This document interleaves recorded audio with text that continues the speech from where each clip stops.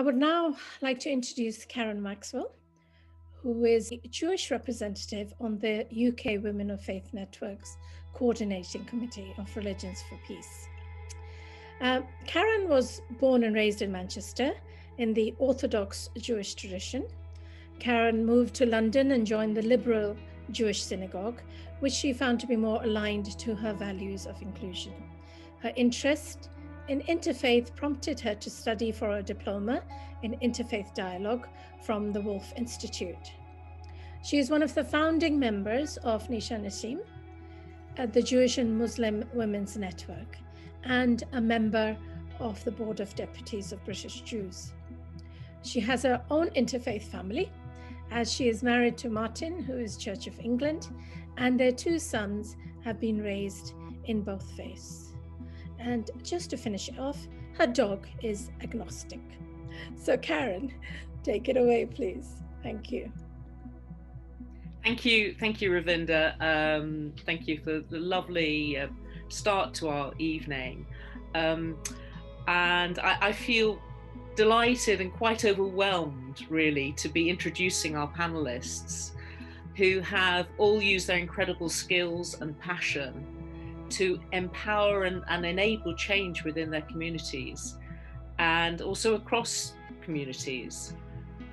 For me, they really embody the adage, if you want something doing, ask a busy person. And if you want something doing really well, ask a busy woman. And for me, they're not just inspirational women, they are inspirational people. So I'm delighted to introduce our panelists. And first of all, I'd like to introduce Maureen Sier, who is of the Baha'i faith.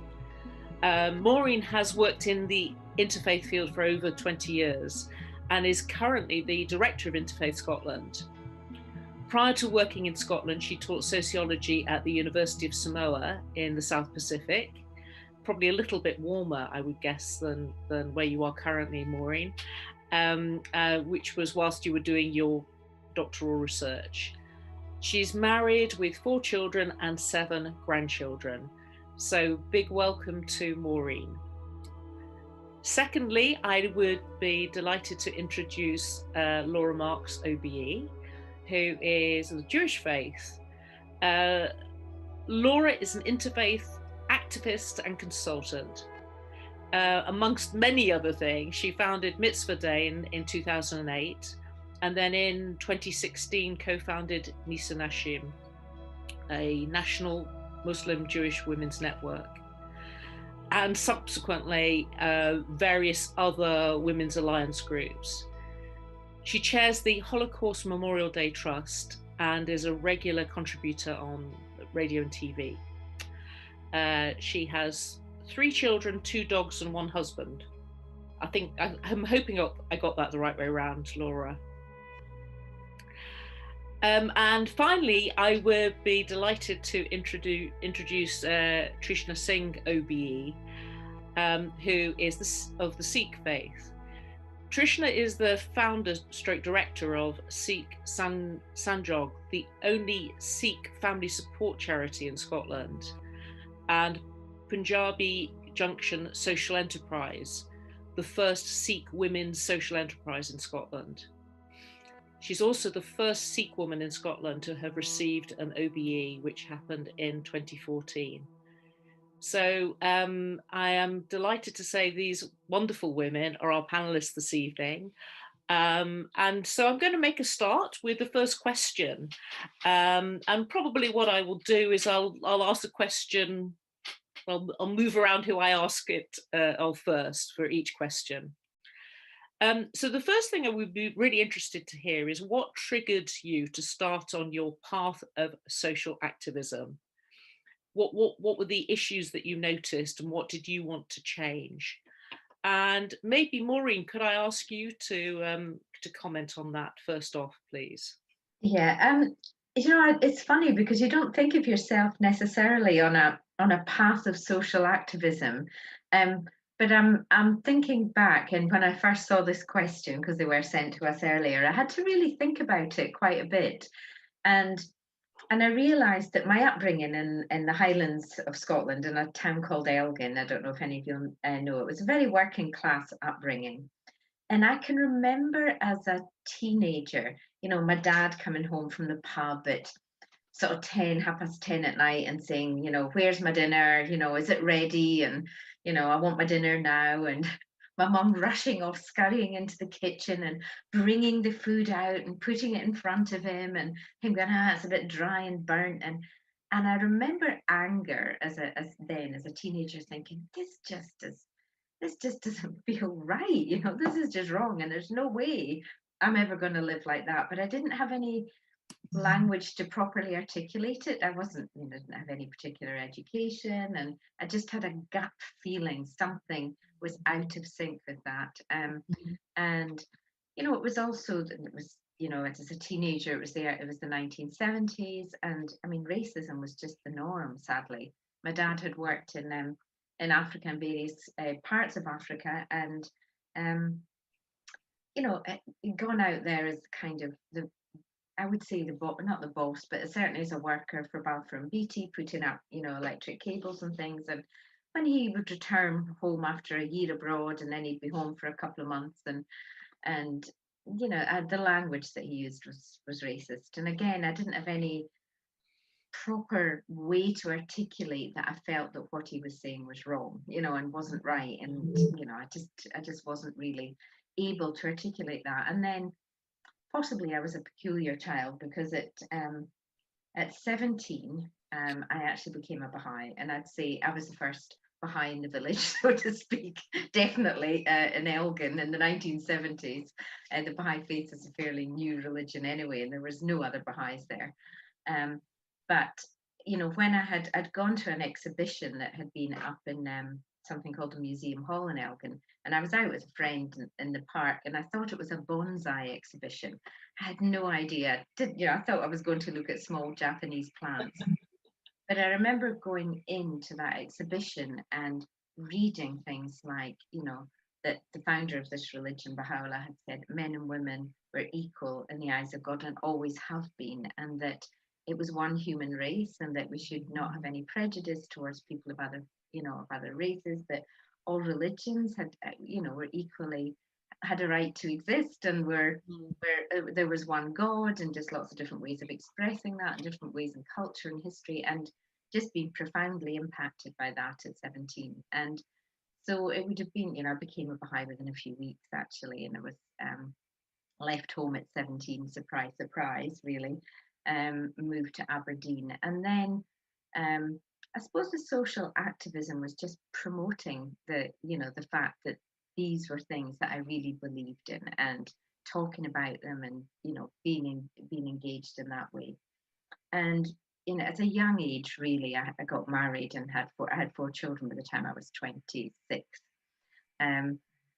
So, you know, and no education, because I'd left school at 15. So although the Baha'i faith gave me lots of language to say very positive things about the world and about life, it was only many years later, when my youngest child went to school, and I decided to go to university.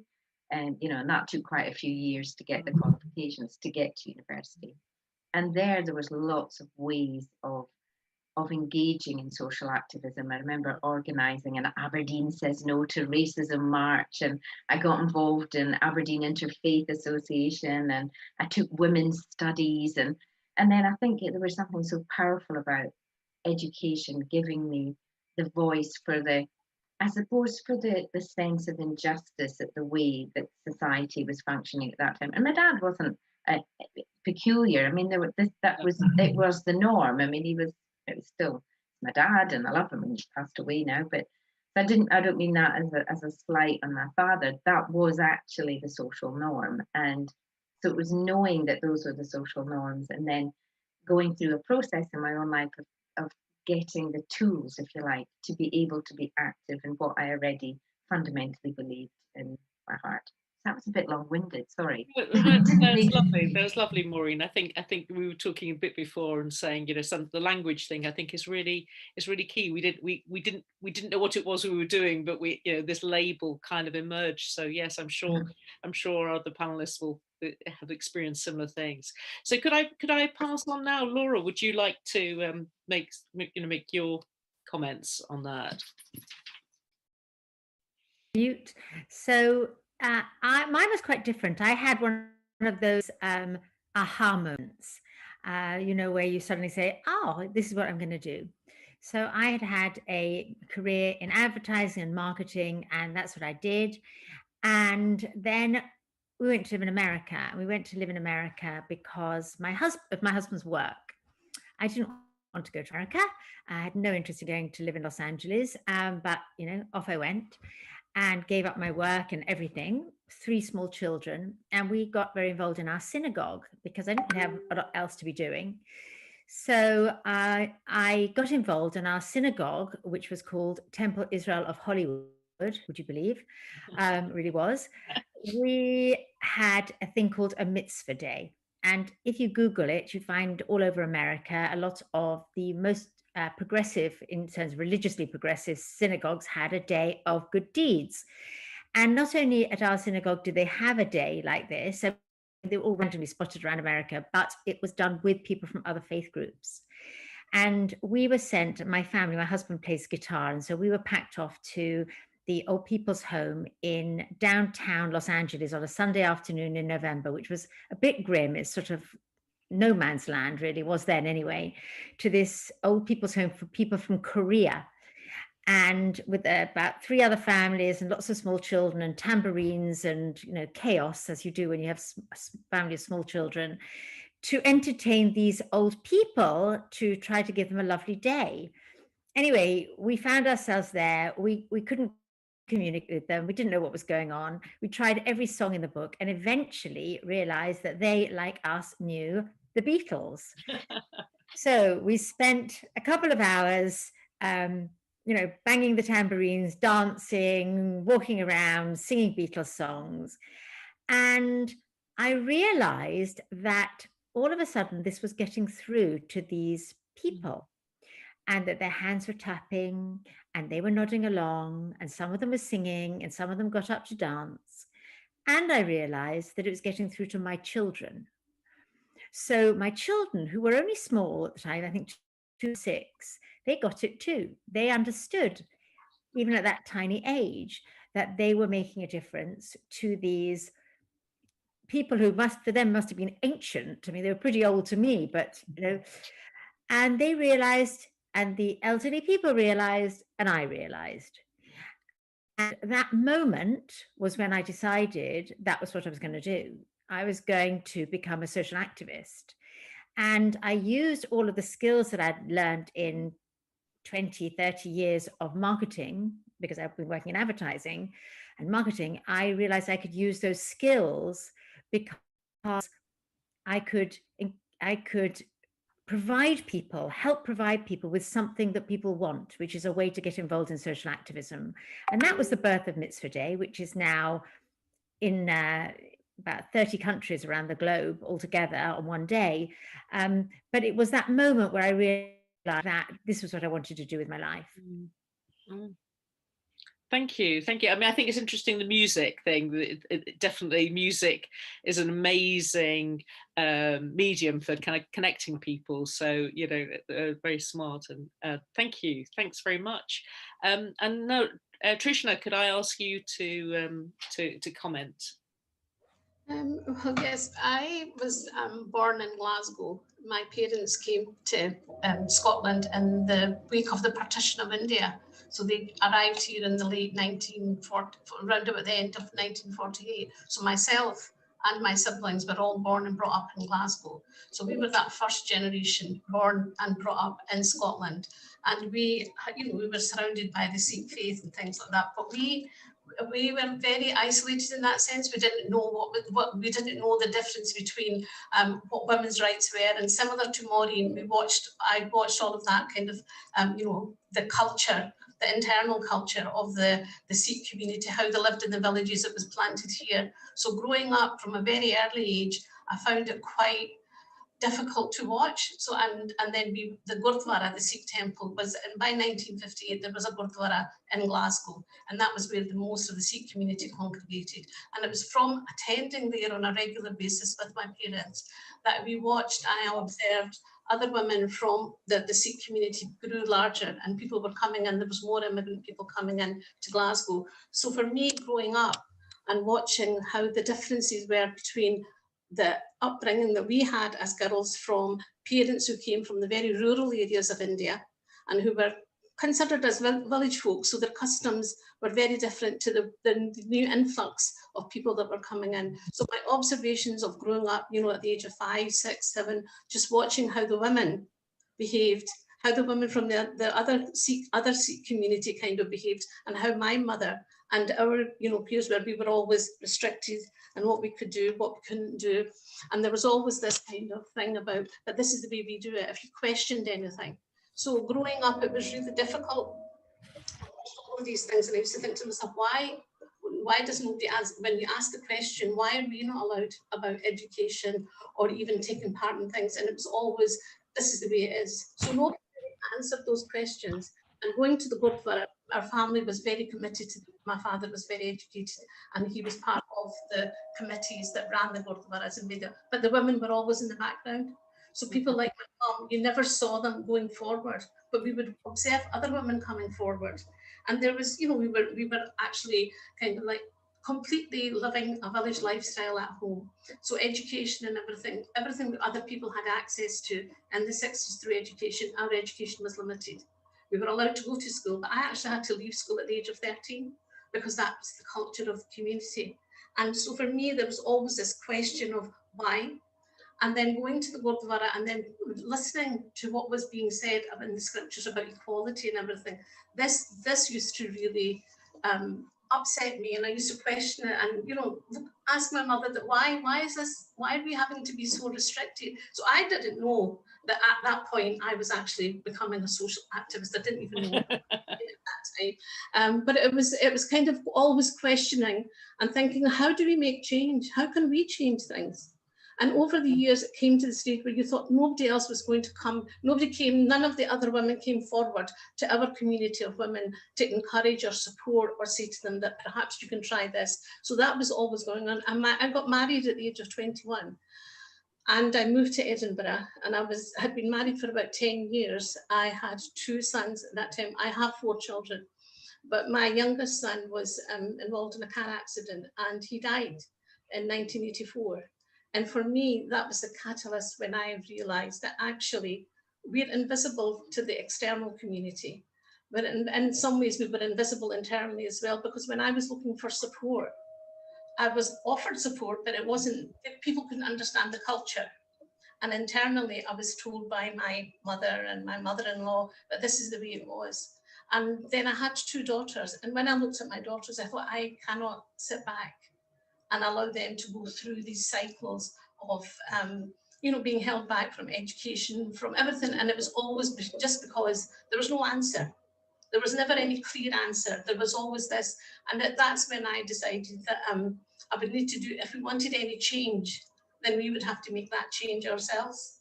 And then that's how, you know, nearly 30 years ago, that I kind of, with myself and some other women, we got together and we created Sikh Sanjog. And we built it on the basis of making sure that it was accessible to the women from our community. So we took on board all of our internal cultural barriers that nobody else could see, and to make it a safe space. And it was, you know, and over the years, it was very challenging. I had left school at 13, so I had no formal education. I went to university at the age of 51, and I did a degree in community learning and development. And, you know, that was after nearly, I don't know, about 10, 15, 20 years of actually working in community development. But all of these things happened, and it was kind of like a process, and we felt that, but the women from our community didn't even know that they were being held back, because everything was just so, this is the way it is, and this is the way it goes on. But the main thing that I felt really that really pushed me was the fact that there was no, we were always waiting for somebody to come.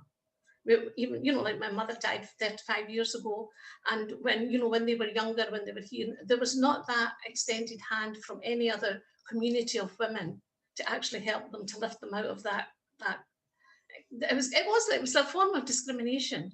And so for me, it's always been, it was that inside me. And then, like I said, I mean, I've known Raminda for a long time, and Maureen also, and when people say things like you're an activist, actually, I didn't know, but I very early on, from the age of 5, I was questioning whether it was in my head or openly with my mother. I have 2 sisters who are older than me, and they both were kind of like, I was a troublemaker. But if we hadn't, our women would not have been on any platform at all, or even been visible, Yeah. So, yeah. Thank you, Trishna. I mean, it's interesting again. Some of the similar themes coming through about, as women of that generation, some of the things that we were noticing that everybody else was putting up with and we were questioning. So it's very interesting to see that same theme that's come through what each of you have said about seeing something and saying, why don't we? Let's get on with this. And I think that's very much sort of characterized the sort of work that you've been doing. So thank you very, very much for that. Okay, I'm going to move on to the next question. I'd be very interested to hear if we sort of think a bit more about our faiths. And I think, there are probably some very evident from what you've already been saying, experiences within some of our faiths where women are not empowered. But I'd be really interested to hear if you can sort of share with us the ways in which our faiths do empower women, whether that comes from our scriptures, from historical precedents. I know within the Jewish faith there are a lot of very strong women role models, but maybe there are just examples of inspiring women from our cultural experiences as well. So really, the question is how does your faith tradition empower women? Maybe Laura, could I ask you to start with your views on that? So Karen, when you sent this, am I on mute? No. When you sent this question, I was a bit floored actually, because I thought, oh, well, I'm not sure that it does. I'm not sure that it does.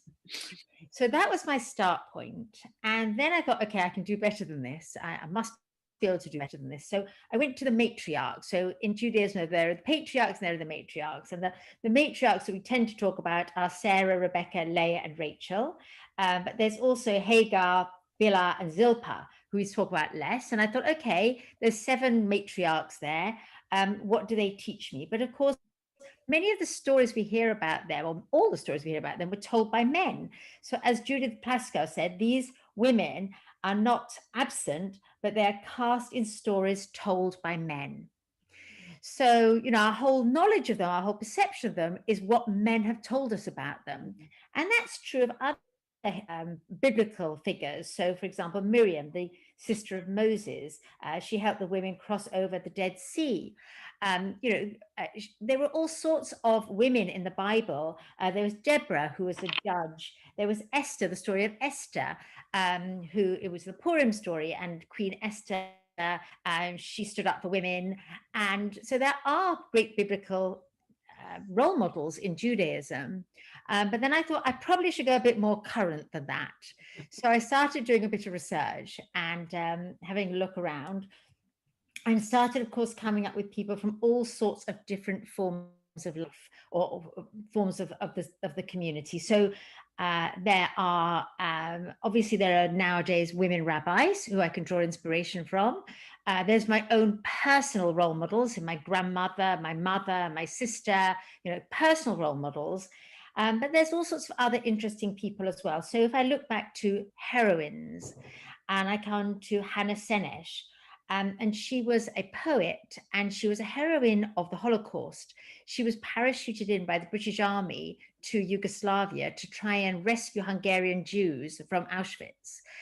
She was eventually caught, tortured, and murdered. And she was a poet, and her songs and her poetry live on, and we sing them today. Then there is Anne Frank, of course, another modern day, relatively modern day heroine, a young woman who was brave, who was forward looking, a young girl who ended up also murdered in the Holocaust, but taught us so much about the power of women and what we can do. Moving on to completely different worlds. What about music? Carole King or Barbra Streisand, Jewish women who have inspired us by their control of music, their ability to write it, to sing it, to inspire us with their music. Literature, I thought of Judith Kerr, and we've all read her books or read her books to our children or our nieces and nephews.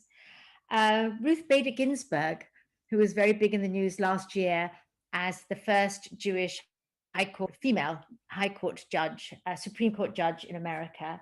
And she said, women will only have equality with men when the responsibility of bringing up the next generation is shared. So she was on it. She was an absolutely inspirational Jewish woman.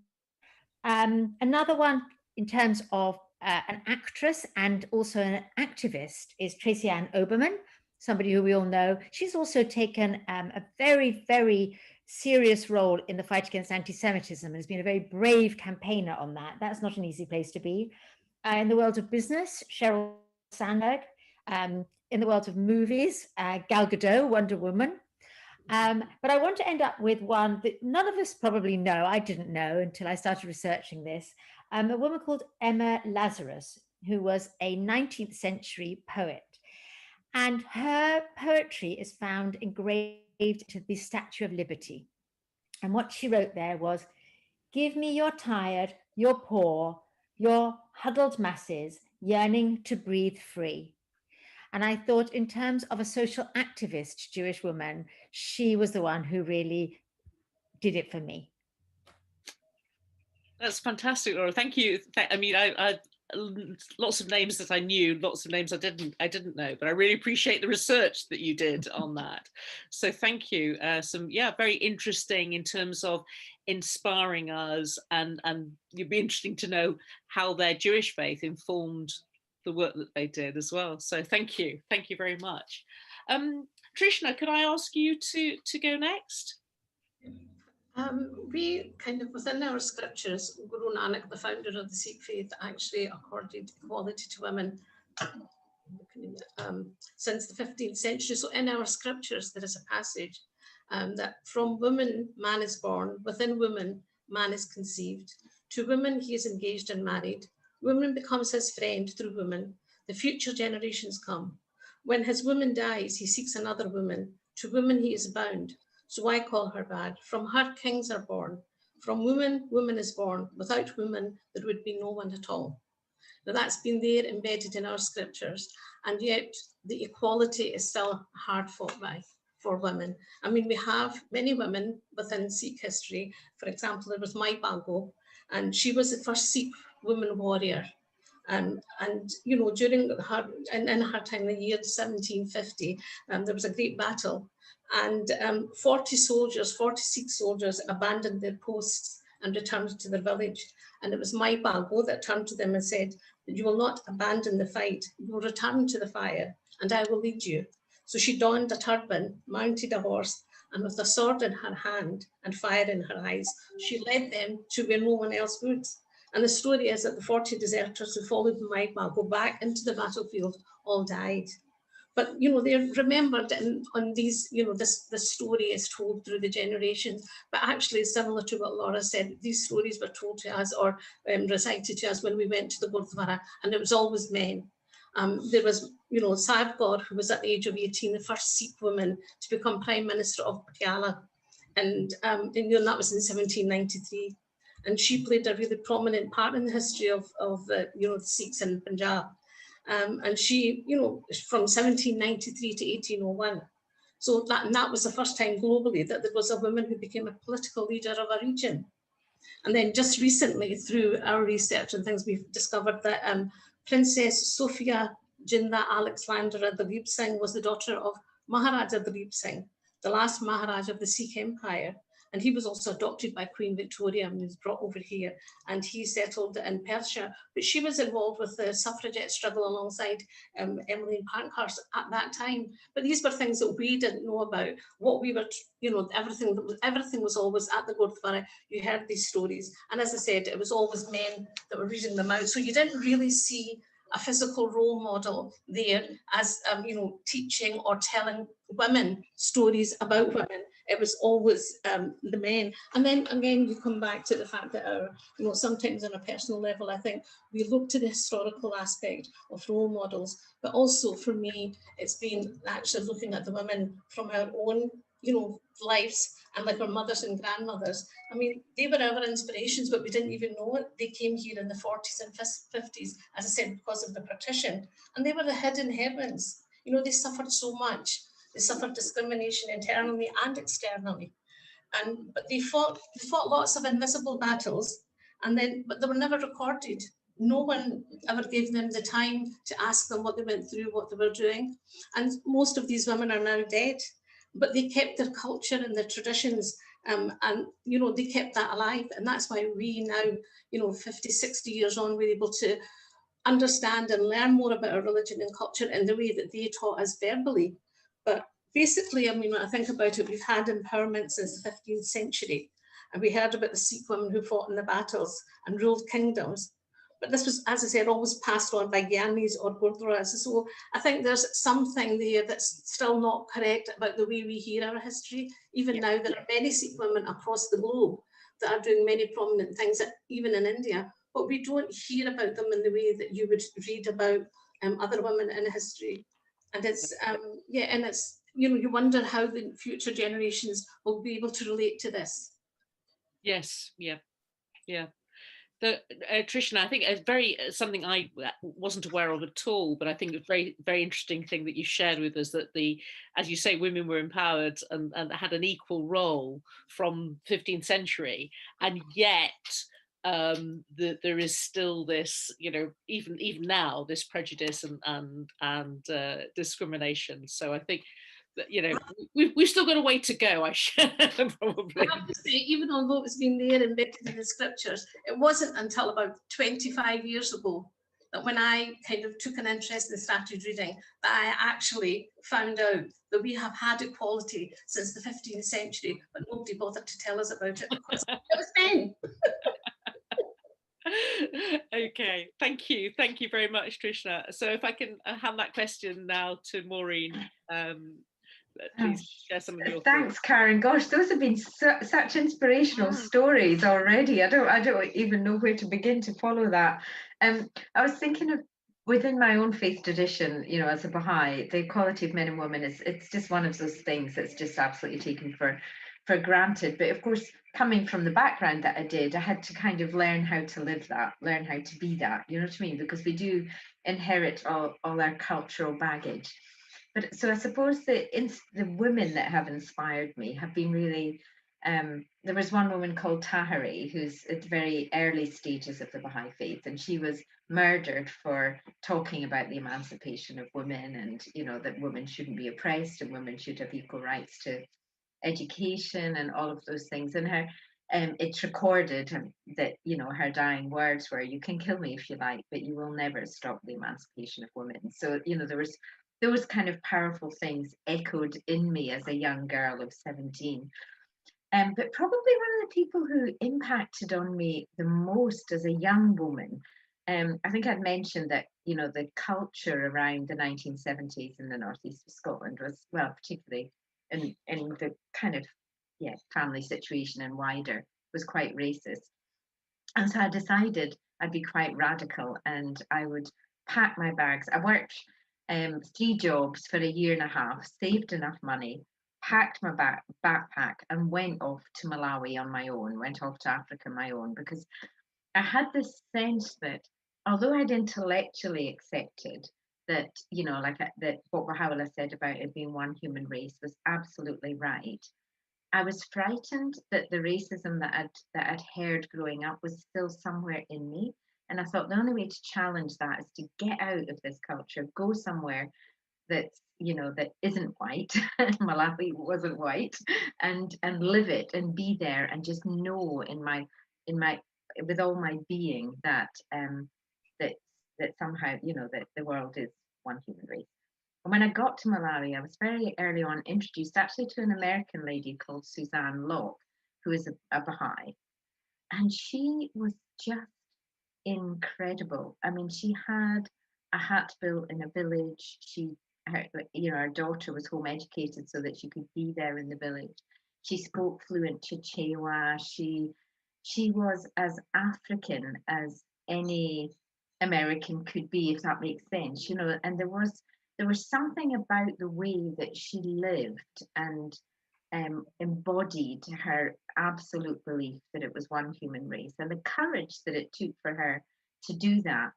That really, it was just a joy to be with her. It was a joy to live. I mean, when I was in Malawi, the whole time I was just living in African village. In fact, my dad said, "You're going to be murdered. You're going to be murdered." That was his, you know, the sense that if, you know, as a 19-year-old wandering around the villages of Africa, I would somehow or another come back dead or not come back at all.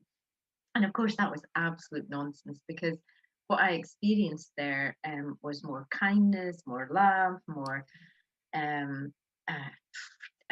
mean, it was just totally life transforming for me, and I think it was the courage of someone like Tahari, who was willing to die for her beliefs, and the courage of someone like Suzanne, who was willing to really live for her beliefs, that just made me feel that somehow within your faith tradition, when you see things that are empowering and enriching and ennobling, that you've got to just find a way to live it, you know, that it's not enough to just believe it. And they were certainly huge examples of that.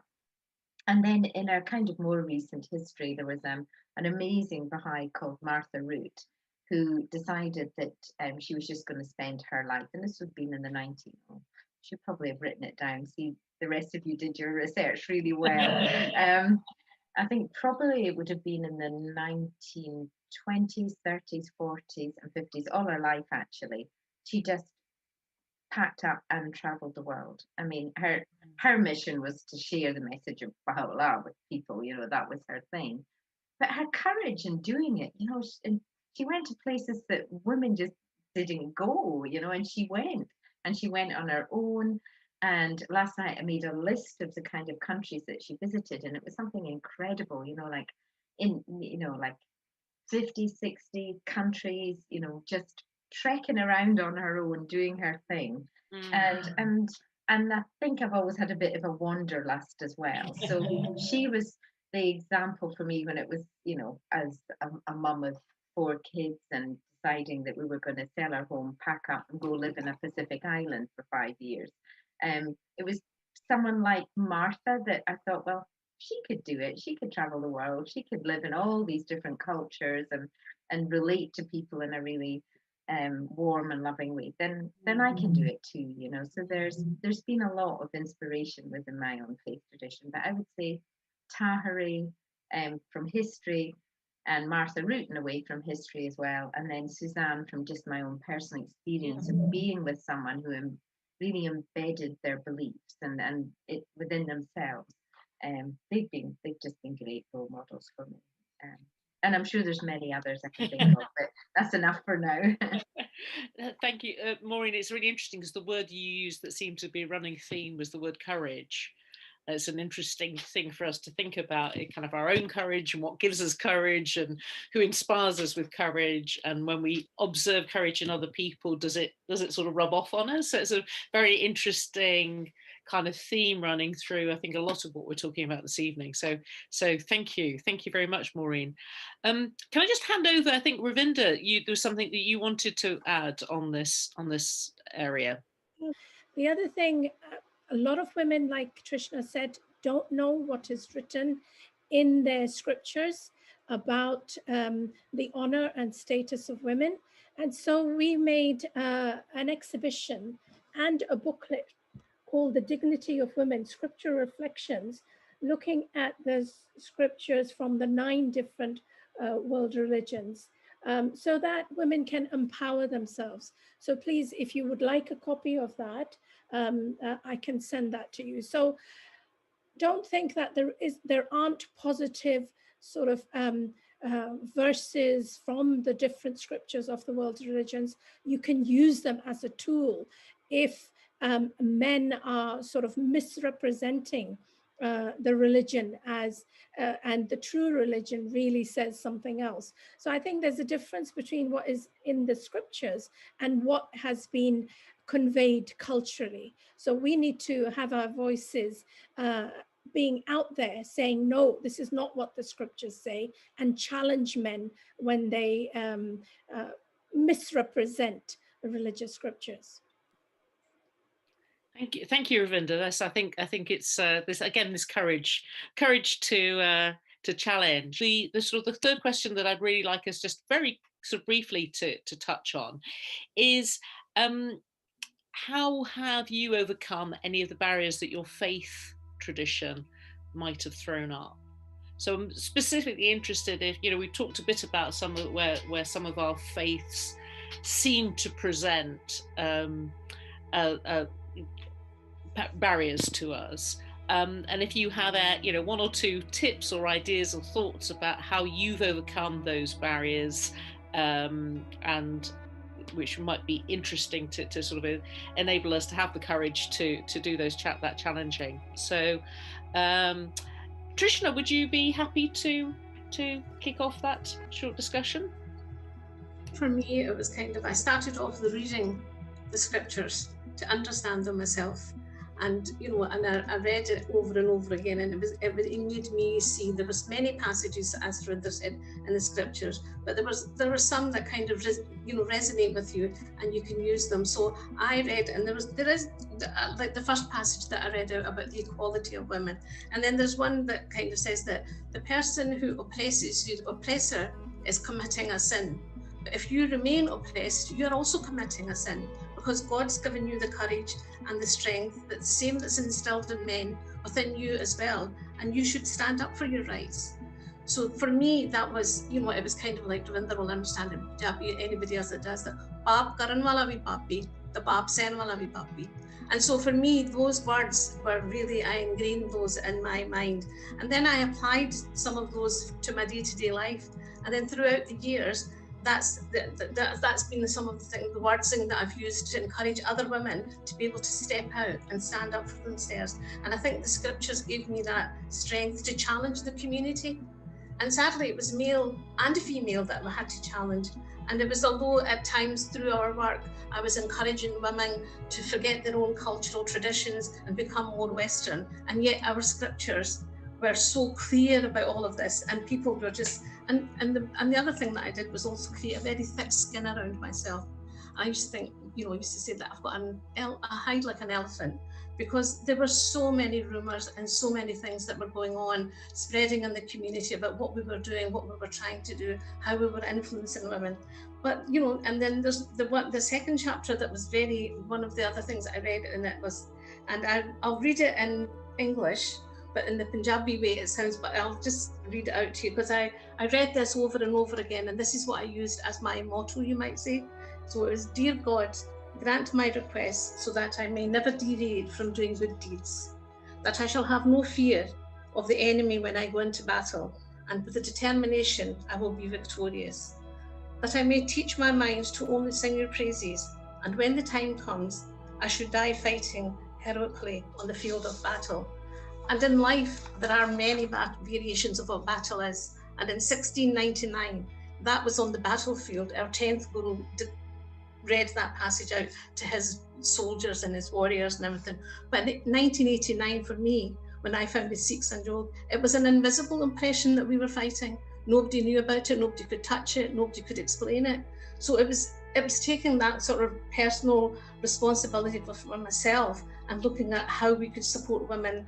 And, even today, we've got lots of women, the Sikh women hesitate to participate in their local gurdwaras. The gurdwara is the hub for the Sikh community. That's where everything goes on about the community, things happen. And yet the women don't come forward to take part in those. They're encouraged in some ways, but there's always that pull to the back to think that, oh, I shouldn't be on that stage. We don't see women performing the services, holding the services, taking the services, and yet they have that equality. And there's many women that have all of those, they have all of the understanding of how to perform and how to do this. And even sadly, I mean, even in the Golden Temple, which is a seat of Sikhism, of political, of everything, and yet even there, with all of this embedded in our scriptures, we still have men dominating that, and women are not allowed to lead the service there or take part in it. And that's, it's sad when you have something that is so clear in its teachings, and we have been held back. So for me, these passages are very, very important, and they've helped me and given me the strength and courage not to be afraid and stand up, and not to be afraid to say to other women that we're not going against your religious, cultural values. You're actually, you have them, they're in your hand, and you should be using them. Yeah. No, Trishna, I think that's fascinating. I think it's that not allowing ourselves to think that somehow we're going against our faith by doing this, and it's actually embodied in the Sikh writings, and I think we'll find that across the board in terms of most religions. I know, talking to my friends from the Muslim community, they say a lot of the things that we believe are actually not in the Quran. So thank you very much. So if I could hand over now, Maureen, if you've got a few words to say on this subject.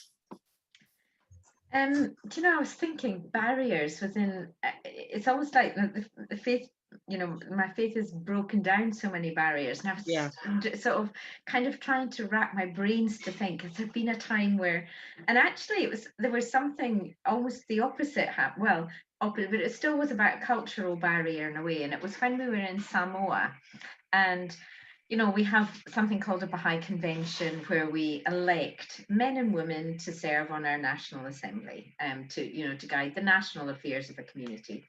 And of course, I was doing my research on women and religion in Samoa, and I had, uncovered all sorts of things and other faith traditions that needed challenged and looked at, and Samoan women were with me doing this, and it was all great. And then I had to look with new eyes at my own faith tradition and sort of think, are there barriers here too? I just wasn't finding them until it's only once a year this national convention is, and I go to the national convention. I've been to lots of national conventions in the UK, and there's lots, women and men are absolutely equally, go forward as delegates are voted to go forward as delegates to national convention. So then I saw the delegates go forward for the Baha'i National Convention, and someone, it was all men. I was thinking, what's going on here? This is bonkers. Where on earth would you have every single delegate as a male? This is not the Baha'i way.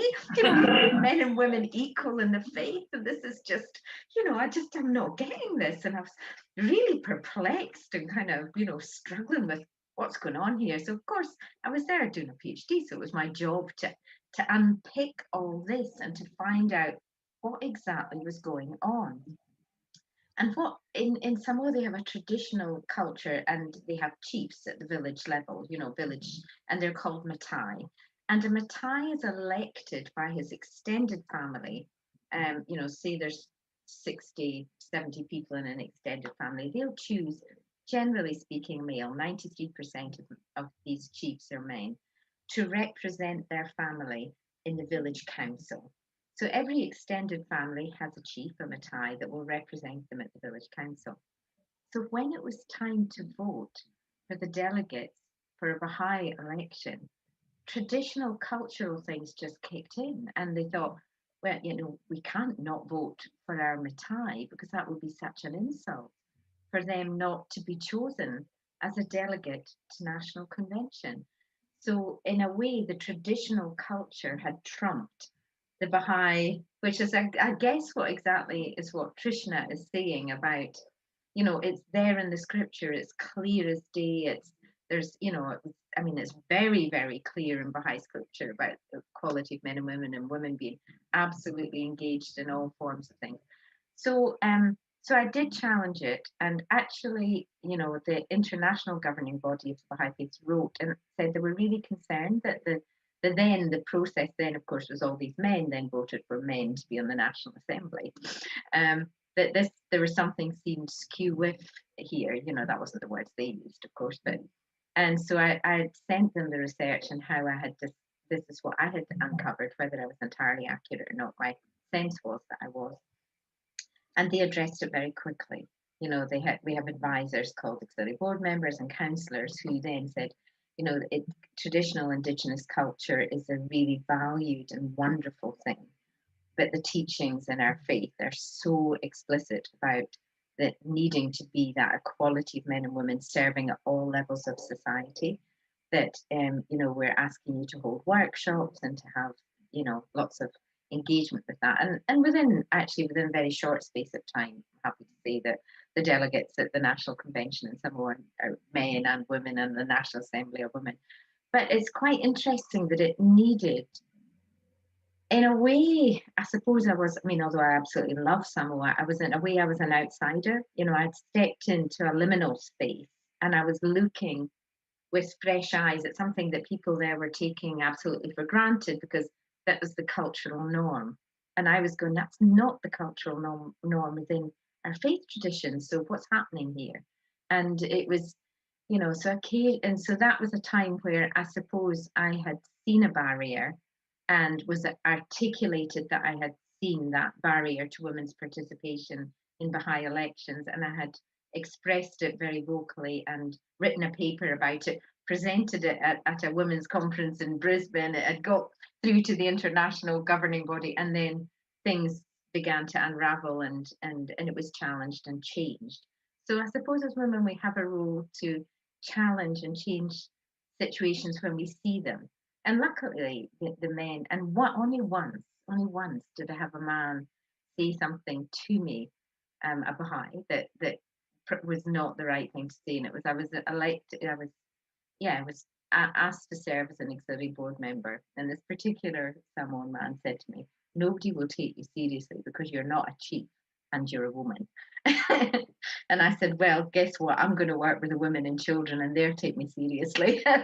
and then, you know, so there was I've been a Baha'i since I was 17. So you are talking about a long, long time. These are the only two things that I can come up with at the moment. But still, the one in Samoa was fairly significant because you were talking about a governance structure that wasn't reflecting the teachings of our faith, you know. So culture does impact on religion, and religion impacts on culture. There's a whole symbiotic thing goes on there all the time, and we're always evolving and growing and developing as women, but also faith traditions are always growing and developing and evolving. Yeah, I think very interesting. Again, the theme that's pops up again and again is this sort of interplay between culture and faith traditions, and where, you know, which, as you say, I love the way you put it, one trumps the other. So yes, very, very interesting.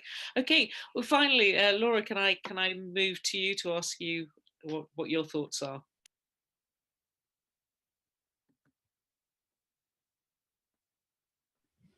No surprise that in Judaism we've also got an issue with our men, and no surprise that there's this intersectionality, if you like, between culture and religion and what's in the scriptures, and you know, and whilst many women will think that their perception of Jewish women is that we have got plenty to say for ourselves and we're super confident, I can tell you that when you put us in a room full of Jewish men, the men dominate. I mean, the men dominate. That's where we're at, right? So just to take a slightly different perspective on it, here are some of the things that I've been involved in over the years to try to counterbalance some of this. So research and data. So in 2011, I set up a commission on women in Jewish leadership because of all of these issues. There were no women to be seen. So I led this commission, and we methodically looked at what are the reasons why there are so few women in leadership roles in the Jewish community.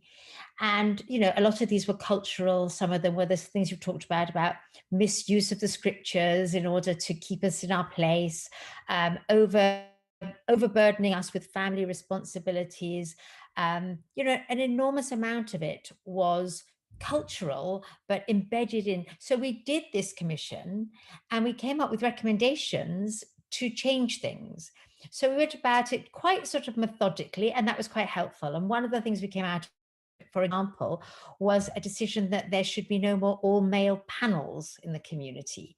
Because how many times have we opened our whatever to find that a panel where every single person is a man, and you think, surely they could find a woman to talk about, surely, even if they cover to a different angle. So we set up a campaign on no more all-male panels.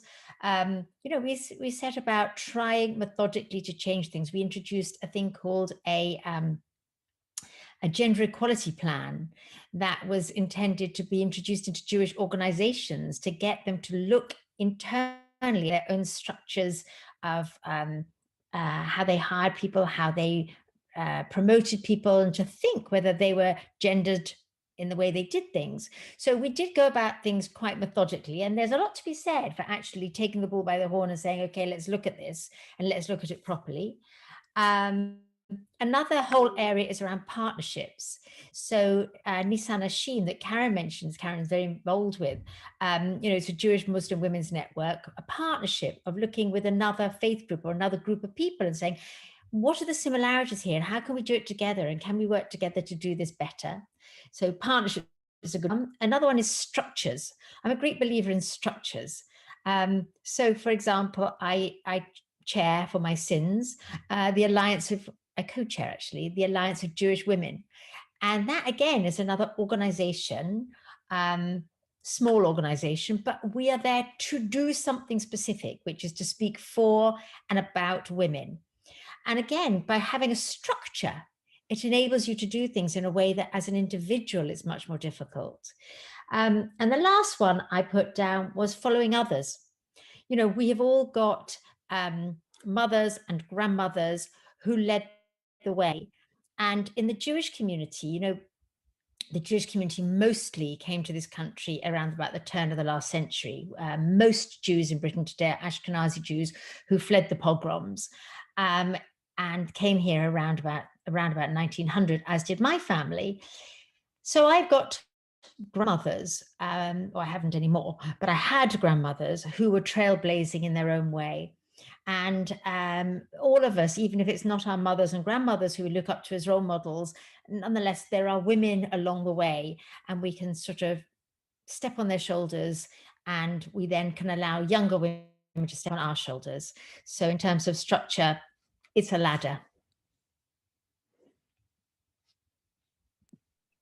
Thanks, Laura. I think some really good tips, and I know that, you know, we've been involved in discussions together about the sort of support from other communities, which does bring strength. And I think what we've heard a lot this evening is actually some very similar themes and experiences. I mean, obviously there's specific differences to different faith groups and different communities, but I think that kind of that partnering and comparing, and sometimes you realize actually maybe your own community isn't as bad as you thought.